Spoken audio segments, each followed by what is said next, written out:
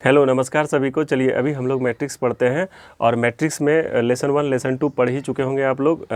तो अभी lesson 3 start करते हैं और इसमें एक टॉपिक है कि सममित अवयव क्या होता है और विषम सममित अवयव क्या होता है। इसको हम समझ के फिर इस पे जो बेस पे जो क्वेश्चन बनता है उसको भी हम सॉल्व करेंगे और समझते हैं कि सममित अवयव क्या होता है और विषम सममित अवयव क्या होता है, सिमेट्री मैट्रिक्स क्या होता है, स्क्यू सिमेट्री मैट्रिक्स क्या होता है।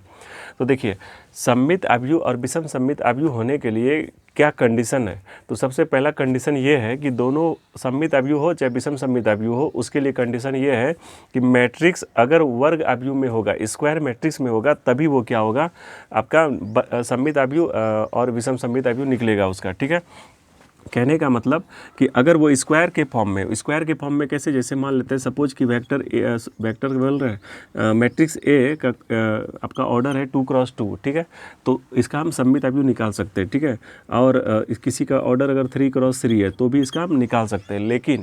लेकिन अगर ये रेक्टेंगुलर टाइप में है या फिर हॉरिजॉन्टल है, वर्टिकल है, मैट्रिक्स में है, तो फिर नहीं निकलेगा।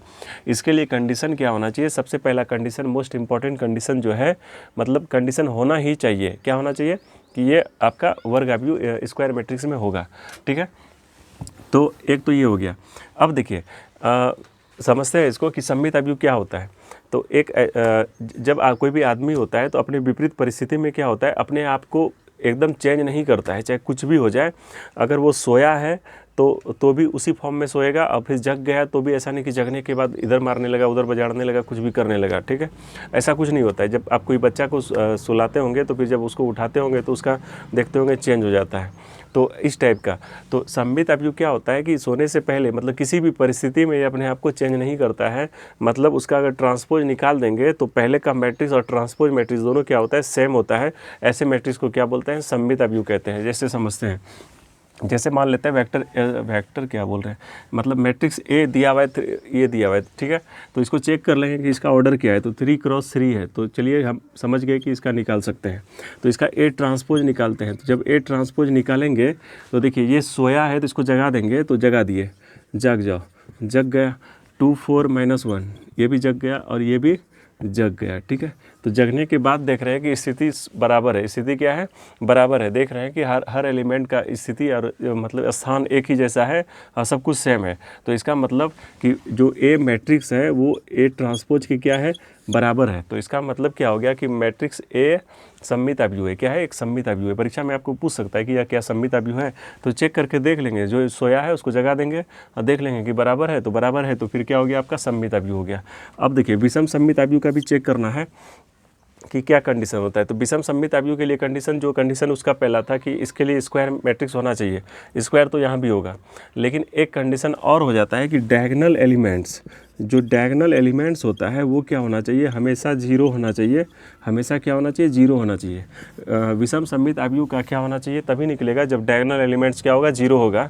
तो यहाँ डायगोनल एलिमेंट्स में किसको कहते हैं, इसको 1 1 2 2 और 3 3, मतलब हॉरिजॉन्टल कॉलम और हॉरिजॉन्टल कॉलम जब सेम होता है। तो आपका देखिए 1 1 ये है, 2 2 ये है, 3 3 ये है, तो ये एलिमेंट्स कितना है आपका, जीरो है। तो इसका मतलब इसका विषम सममित अवयव निकलेगा। ठीक है, तो निकालेंगे, तो कैसे निकालेंगे देखिए तो यह एक ऐसा स्थिति में है जब इसको हम सोया है इसको जगा देंगे तो ये अपने आदमी तो चेंज नहीं होगा, लेकिन अपना जो नेचर है वो एकदम अपोजिट कर लेगा। क्या कर लेगा, अपोजिट चेंज कर लेगा। अगर पॉजिटिव है तो निगेटिव हो जाएगा, निगेटिव है तो पॉजिटिव हो जाएगा। तो इसी को कहते हैं, बाकी सब कुछ सेम होगा। यहाँ समझते हैं इसको, देखिए तो जैसे बी है तो इसका ट्रांसपोज अगर निकालेंगे, क्या निकालेंगे, कोई आपको यहाँ पे ट्रांसपोज को इस तरह भी कहते हैं। ठीक है ना, तो बी का अगर ट्रांसपोज निकालना है तो ये देखिए सोया हुआ है, इसको जगा देना है। तो 0 E F हो गया, और ये क्या है, सोया हुआ है तो -E 0 G हो गया, और ये आपका क्या हो गया, -F -G और 0 हो गया। ठीक है, लेकिन अगर चेक करेंगे तो आप यहाँ देखेंगे कि 0 0 तो चलिए ठीक है, लेकिन E था तो यहाँ पे -E हो गया, F है तो -F हो गया, -E था तो E हो गया, G था तो -G, -F में F हो गया, -G का G हो गया। ठीक है, कहने का मतलब कि जो भी एलिमेंट था वो खाली क्या हो गया, साइन चेंज हो गया, बाकी सब कुछ सेम है। तो मतलब B का जो B ट्रांसपोज निकला वो निगेटिव में आया, इसलिए इसको क्या बोलते हैं, विषम सममित अवयव। सममित अवयव में क्या था, टोटल सेम था। विषम सममित अवयव में सेम तो होगा लेकिन साइन क्या हो जाएगा, अलग अलग हो जाएगा।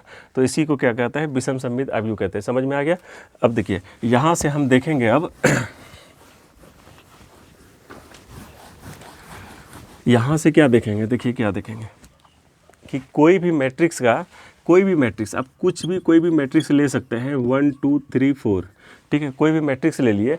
अगर हम क्या करते हैं, अगर हम इसका ट्रांसपोज निकाल के एक बार जोड़ देते हैं और एक बार घटा देते हैं, तो जोड़ने के बाद जो आएगा तो उसका सममित निकल जाएगा, और घटाने के बाद जो आएगा उसको विषम सममित आ गया। नहीं आया समझ में। देखिए ए का ट्रांसपोज निकालिए, तो 1 2 जागो, 3 4 जागो, जाग गया। अब क्या करेंगे, एक बार जोड़ेंगे इसको, क्या करेंगे, जोड़ेंगे, और एक बार क्या करेंगे, घटाएंगे। तो जोड़ने के बाद क्या हुआ, 1 1 2 2 3, क्या हो गया आपका 5 और 3 और 2 5 और 4 4 8 हो गया। क्लियर है। अब देखिए ए माइनस ए ट्रांसपोज निकालिए, 1 में 1 गया 0, 2 में 3 गया -1, 3 में 2 गया 1, और 4 में 4 गया 0।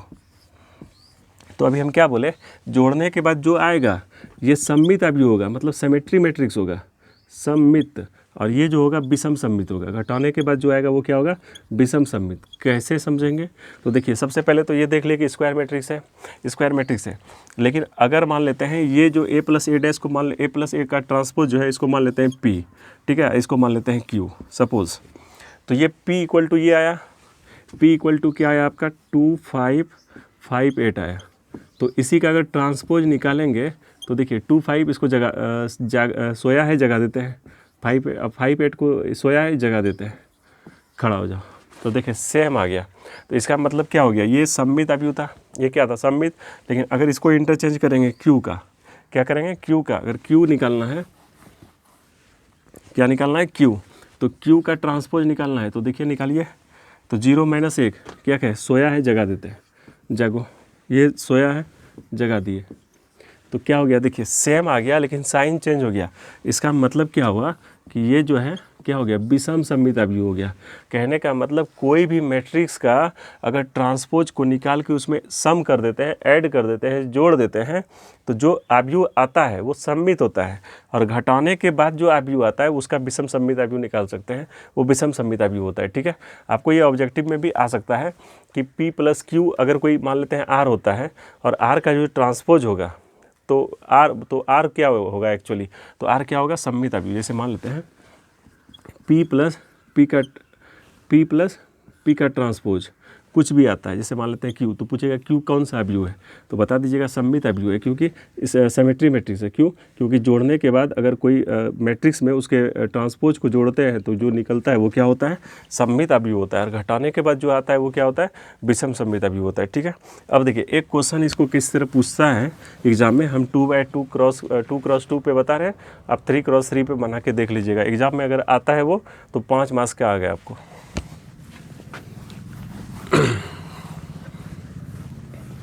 देखिए एक क्वेश्चन लेते हैं कि 3 5 1 -1, ठीक है, इसको कह रहा है कि एक सममित अवयव तथा एक विषम सममित अवयव के योगफल के रूप में व्यक्त कीजिए।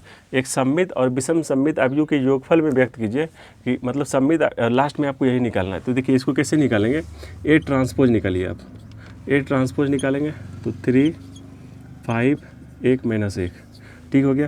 तो ए + ए का ट्रांसपोज निकाल लेते हैं, तो 3 3 क्या हो गया 6, 5 1 क्या हो गया 6, 1 5 क्या हो गया 6, -1 -2।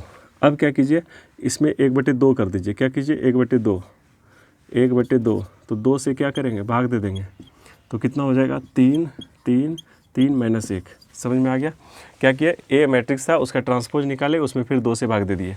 अब सेम करना है, माइनस करके फिर 2 से भाग देना है, ए - ए ट्रांसपोज, फिर 2 से भाग देना है।